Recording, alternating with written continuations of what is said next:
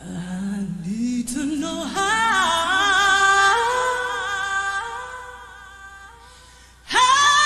can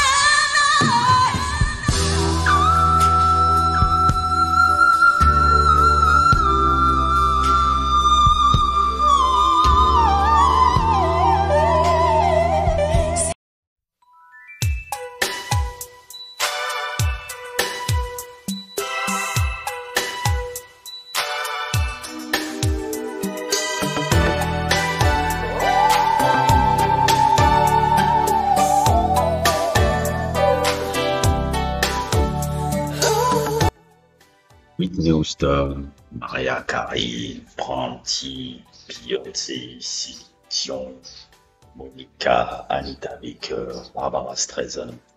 Je pense que ce sont si tu me demandes un peu les voix les plus impressionnantes, je parle juste des voix, pas d'identité artistique, de composition d'albums, cohérence d'album, je donne juste une voix force, compétence vocale. Ce sont les personnes qui m'ont le plus impressionné en termes de compétences vocales. Lisa Fischer écrase tous ces gens. Lisa Fischer, que je sais que ce nom-là, c'est pas un nom connu. Je sais que vous vous demandez de qui je parle. Cette femme-là, Lisa Fischer, écrase toute l'humaine. C'est la plus belle voix de l'histoire de l'industrie musicale. Tous gens confondus. Je m'en fous de ce que les gens disent. Je m'en fous de ce que les noms que je viens de citer là, compétences vocales là, je les respecte et je les mets dans haute estime. Mais Lisa Fischer écrase tout ça. Tout ça, les notes qu'elle sort, les notes qu'elle sortent, c'est littéralement de la sorcellerie. Je suis quelqu'un qui a des compétences vocales. Je chante vraiment bien. Je dis pas que je suis le meilleur chanteur du monde, mais je chante vraiment. Mais vraiment. Mais je sais qu'il y a des gars qui chantent 1000 fois mieux ici à Dakar que moi, mais je chante vraiment. Vous voyez même pas.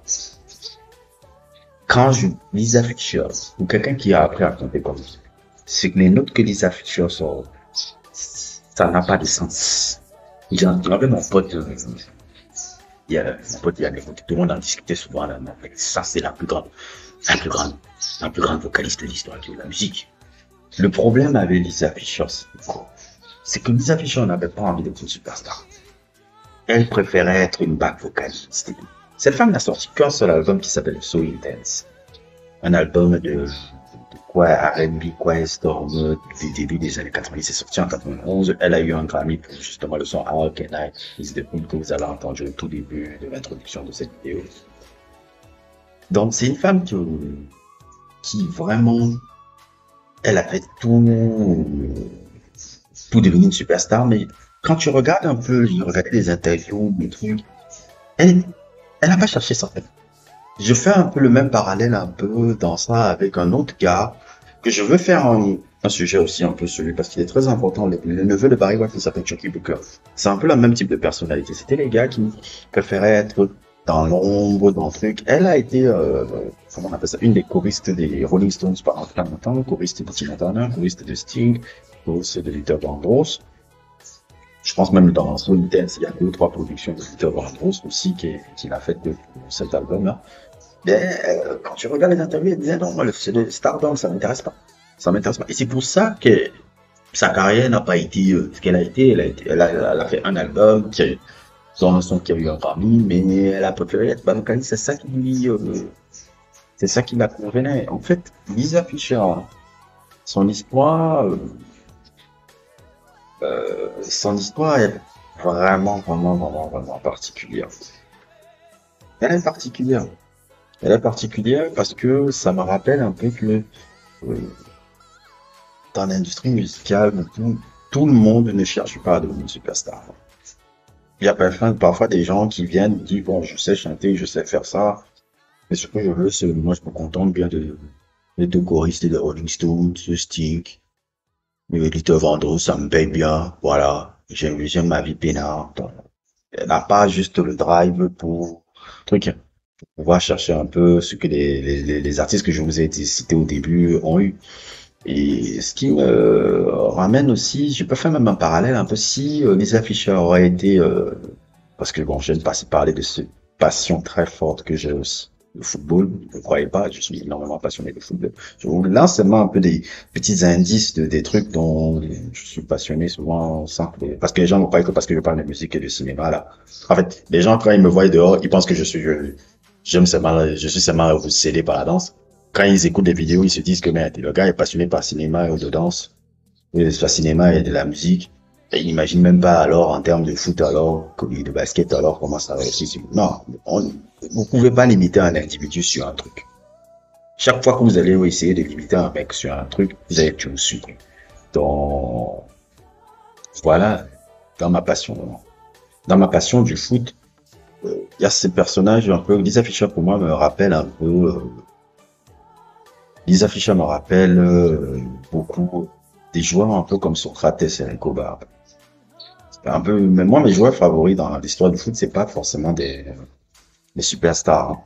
C'est des joueurs un peu, ce que j'appelle la case des joueurs un peu romantiques. Hein. C'est-à-dire des mecs, ils ont un talent fou.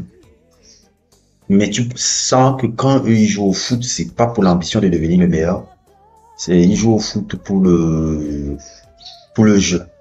C'est un peu la version un peu réussie, qui a une forte réussite un peu par rapport à ça, c'est Ronaldinho. C'est pour ça qu'il y a un culte sur Ronaldinho. C'est que Ronaldinho est un joueur que tu sentais que le foot pour lui c'est un jeu. Nécessairement que il a réussi à un moment donné à devenir ballon d'or, à gagner une coupe du monde, à gagner une Ligue des champions, à performer au plus haut niveau.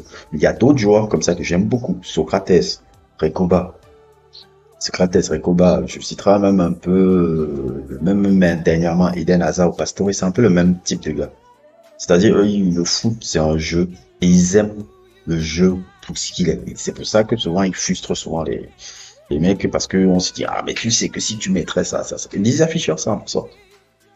Lisa Fischer, c'est le même genre d'individu, une femme qui ne voulait pas être une superstar. Une femme qui se contentait d'être une back vocaliste alors qu'elle avait toutes ces capacités-là. Mais en termes de voix, elle était extraordinaire. Donc, si vous ne connaissez pas encore qui est cet artiste-là, n'hésitez pas à écouter son unique album So Intense qui était sorti en 91, qui est disponible dans toutes les plateformes Spotify, Apple, Deezer, même sur YouTube si vous voulez. C'est pour moi, la plus grande vocaliste de l'histoire de la musique. Et c'était une petite découverte que je voulais vous faire. N'hésitez pas à liker, à vous abonner et à plus pour d'autres aventures. Change